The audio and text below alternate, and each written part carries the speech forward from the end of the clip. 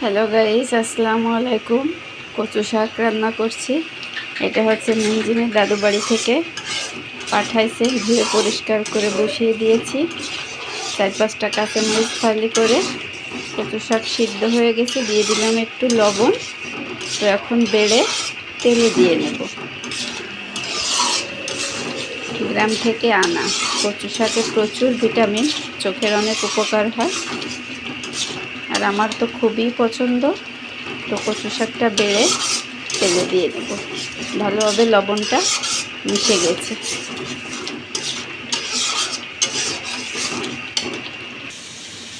এখানে বাগার দেওয়ার জন্য দিয়ে দিলাম পেঁয়াজ আর রসুন।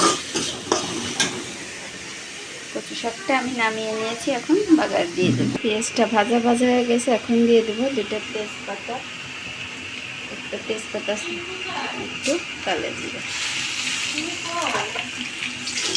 নেড়ে চেড়ে নেব ভালো করে গুটে পুটে মিশিয়ে নিলাম। এবার নামিয়ে নেব।